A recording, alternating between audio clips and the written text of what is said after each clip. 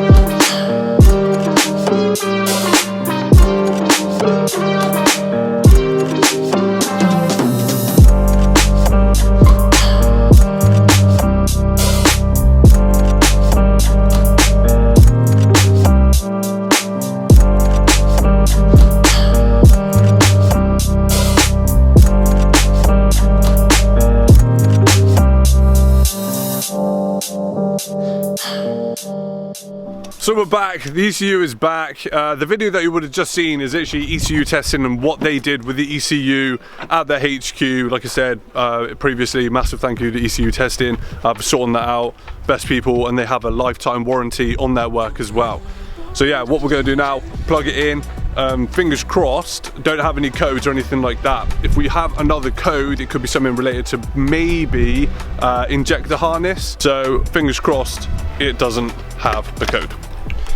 What are we thinking, Ride? We think it's going to be okay, or? Yeah, it'll be sound, won't it? Hopefully. Fucking watch the splitter, mate. It's like booting it. I've seen the state of your splitter. I know, it's terrible, isn't it? The car's not even lowered and it's bloody hitting and stuff.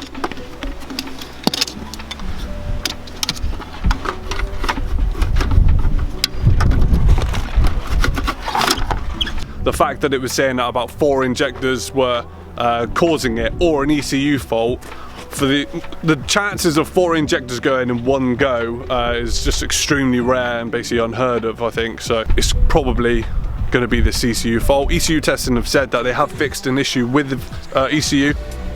Don't miss that noise. I hate the BMW chime. We have lifted off. Yeah. Well, the fact that it's starting, that's always a positive, isn't it? Because before it wouldn't even start. Yeah, nothing. Exactly. Absolutely. Wouldn't even crank over. No code present. Tilt it down, tilt it down. Go. It says no codes present, which means ECU Testing, you have done an absolute madness. You fixed the issue with the BMW. So now, hopefully, I have a couple more drives in it and nothing actually happens to it.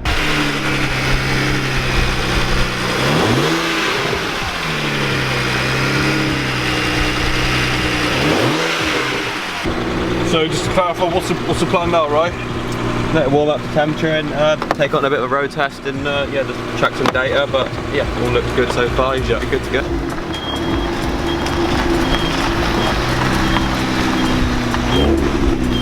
Test drive time. So for all you guys that didn't know, Ryan actually used to have a 135i. Did you have a Stage 2 Plus as well? Yeah, pretty much equivalent of. What happened to it? It landed up in a bean can, put it that way. Landed up in a bean can. Still clutch at all.